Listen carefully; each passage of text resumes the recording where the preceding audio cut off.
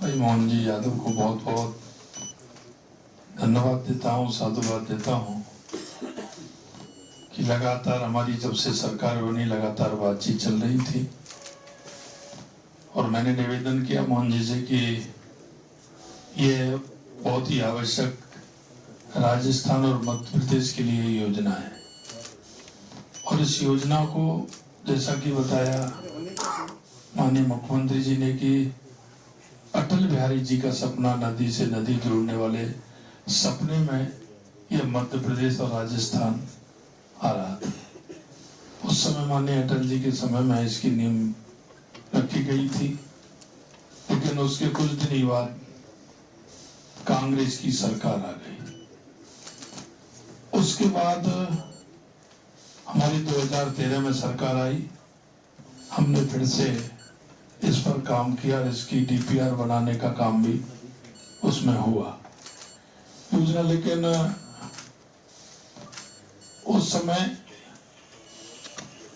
के बाद में जैसे ही हमने इस योजना को किया तो मध्य प्रदेश में कांग्रेस की सरकार, इधर जब वहां सरकार भाजपा की, इधर यहाँ कांग्रेस की सरकार। देखो मित्रों, इसमें इच्छा शक्ति बहुत आवश्यक है।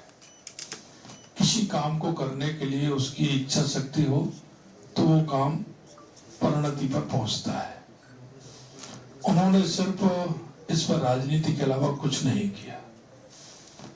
हम आपको बताना चाहते हैं कि राजस्थान और मध्य प्रदेश मिलकर के हमारे राजस्थान के 13 जिले हैं। लगभग 2,80,000 हेक्टेयर जमीन की सिंचाई भी इसमें होगी, 13 जिलों को पानी भी इसमें मिलेगा। इससे जुड़े हुए कई विषय इसमें होंगे, कई छोटे छोटे उद्योग के क्षेत्र में अगर काम तो वो काम भी होगा। हमारे इसके आधार पर कई हमारे वन क्षेत्र हैं जिनमें इसका लाभ मिलने वाला है और प्रमुख रूप से पेयजल की जो समस्या हमारे राजस्थान के 13 जिलों में थी उसका समाधान भी होने वाला है, क्योंकि थोड़ी सी कोई वो है उस हो जाएगी तो निश्चित रूप से विश्वास है कि इस योजना को माननीय प्रधानमंत्री जी के नेतृत्व में जो आपसे राजस्थान की जनता से जो हमने वायदा किया, माननीय मुख्यमंत्री जी ने मध्य प्रदेश की जनता से जो वायदा किया, निश्चित रूप से जल्दी ही हम इसको परिणति तक पहुंचाने वाले हैं। आज कुछ इशू हैं, कुछ प्रमुख बातें हैं, उन सभी का समावेश भी होगा और माननीय प्रधानमंत्री जी के नेतृत्व में जो राजस्थान की जनता को आस थी, काफी समय से लोग कहते थे कि हमें पानी मिलना चाहिए, निश्चित रूप से वो काम होगा, इतना मैं विश्वास दिलाता हूँ। आप सभी शॉर्ट नोटिस पर आए, आपको धन्यवाद, नमस्कार। मित्रों, मुझे इस बात की प्रसन्नता है कि एक वर्षों पुराना उलझा हुआ मुद्दा जिस के कारण से दो राज्यों की बड़ी आबादी वर्षों से विभिन्न प्रकार के अलग अलग क्षेत्रों के विकास की भूख के साथ बैठी हुई थी या उनकी अपनी दरकार थी। स्वर्गीय अटल बिहारी वाजपेयी जी के समय नदी जोड़ो अभियान का एक बड़ा अभियान इस देश में चालू हुआ और 2003 के आसपास एक योजना बनी कि मध्य प्रदेश और राजस्थान की हमारी जो नदियां हैं, खासकर काली सिंध, पार्वती, चंबल, ये नदियां हमसे लगी है और इन नदियों का लाभ दोनों राज्यों की जनता को मिलना चाहिए। योजना बनी, योजना आगे बढ़ती, उसी बीच माननीय स्वर्गीय अटल बिहारी वाजपेयी जी की सरकार चली गई। दुर्भाग्य से कांग्रेस की सरकार दिल्ली में बनी और उसने इस योजना को डंप करा दिया।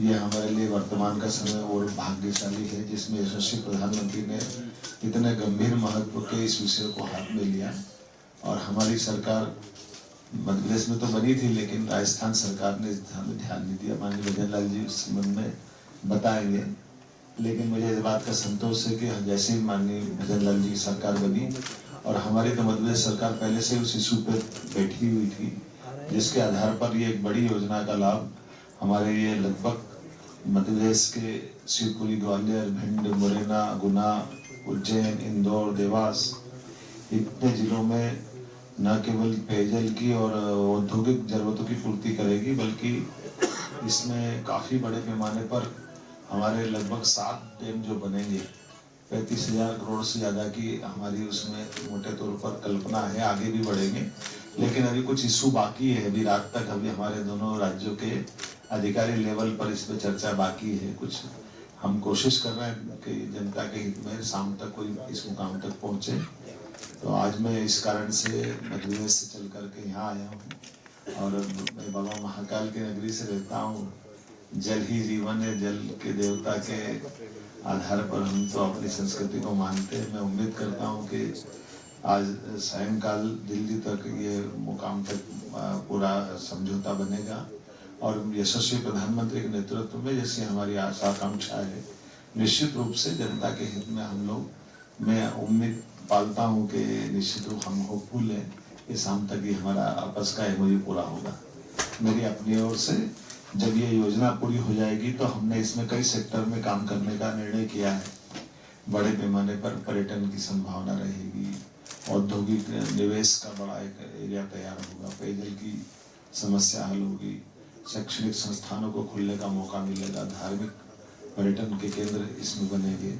ऐसे बहुत लाभ मिलेंगे बड़े पैमाने पर। बड़ी आबादी और सबसे बड़ी सिंचाई का बहुत बड़ा बेल्ट खुलेगा। जो हमारे एक तरह से ड्राई एरिया है, उनमें एक वापस पंजाब हरियाणा की याद आएगी, और ये हमारा राजस्थान मध्य प्रदेश का इलाका बहुत समृद्ध होगा, इसी अपेक्षा है। मैं माननीय भजन लाल जी से, या आप संचालन कर रहे हैं तो संचालन करता। धन्यवाद मुख्यमंत्री जी। मैं अब राजस्थान के मुख्यमंत्री माननीय भजन लाल शर्मा जी से निवेदन करूंगा कि पत्रकार बंधुओं को संबोधित करें। सभी को नमस्कार। सबसे पहले तो मैं